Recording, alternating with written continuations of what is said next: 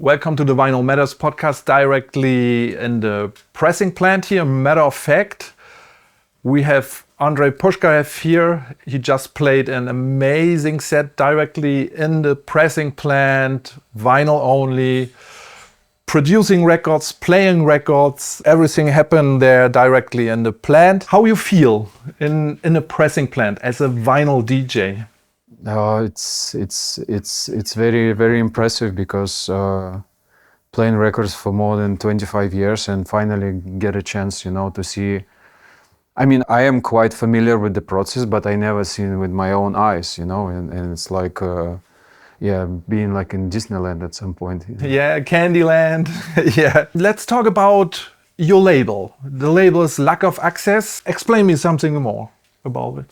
First of all, thank you. There is not a big secret idea, let's say, behind the label. It's based on my own taste as a DJ, and majority of the releases was done by my friends. Yes. Because for me, it's important. Music is connecting people, but personal connection is also very important.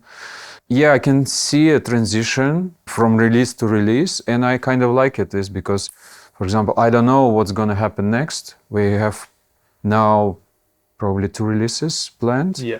It's pretty much open. If somebody wants to send music, why not? This will be the next release. That's the cover, Lack of Access. Just check it out, and maybe you can tell us something. We are just in the process of doing test pressings, everything, and you will get the test pressings soon to check them, and then we start with the final production, finding a release date, everything.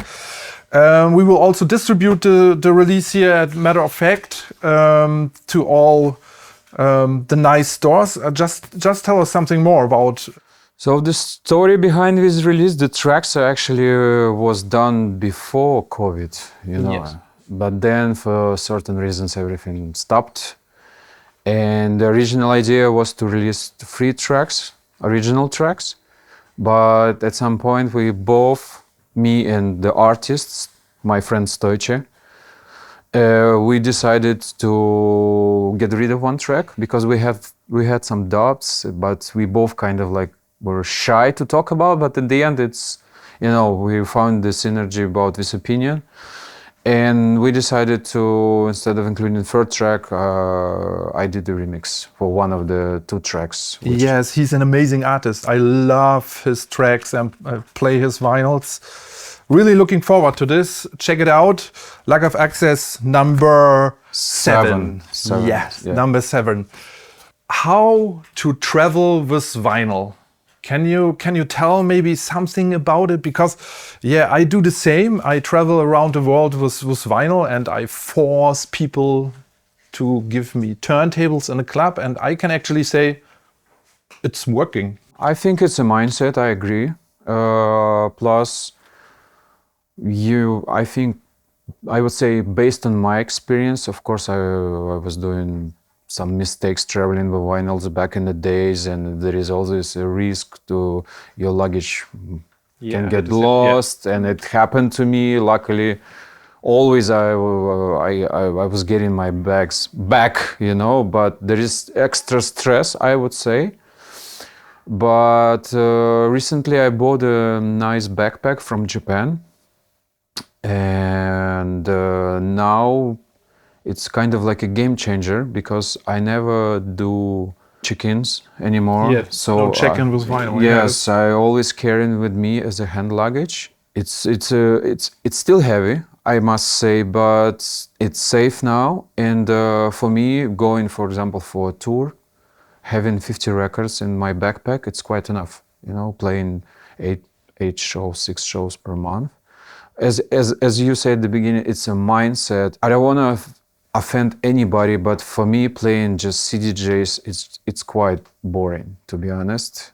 Maybe some people will criticize me for this, but probably it's just my habit to play records mostly, Yeah, it's the same with me. I also played with CDJs back in the days, and for me, a gig has to be a bit a challenge, something difficult for me. And if I play vinyl in a club and travel around with vinyl and I get this done without mistakes and without, so I'm actually nervous, and after I made it, it's like, wow, I have it done. It was cool, it was great. With CDGs, it was everything perfect. Too perfect. So it was only choosing the right tracks in the right moment. But as a good DJ, you can do it. And I want to do some working challenge. For me, the reaction on the floor has to be good. It doesn't matter what kind of media DJs are using. I would add, like, yes, as soon you're happy whatever you're doing, Exactly, yes. people feel that. Yes. It's just another different culture, different approach, I would say. As far person behind the decks is happy doing this, he gives the love to the people and people appreciate that. Yeah, you can have like 20 or 30 records and doing really, really nice stuff. And sometimes you get forced because the one who makes the party or the venue, he's telling you, can you play a bit longer? And you start to play B-sides. You are forced to do it because you don't want to play the tracks again.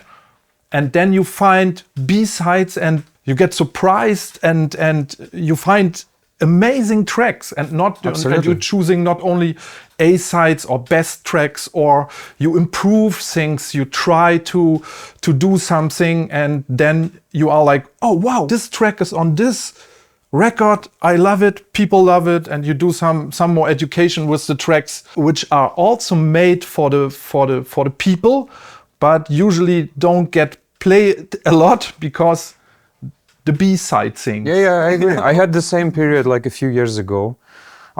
During Corona, I started to, let's say, re-listen my own collection, and I found so many tracks, like you say, like B-sides, and I never even was paying attention to them.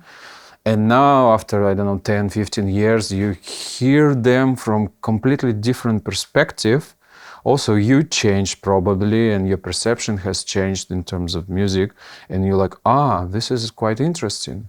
Do you have any favorite clubs or festivals recently you played on? There is few places I discovered recently, and I really like them. One of them, Umi Club in Brussels. Yeah. I played there like a couple of weeks ago. Really, really nice place. It's not big, but they have like 2-3 floors, and each floor it's different dance floor.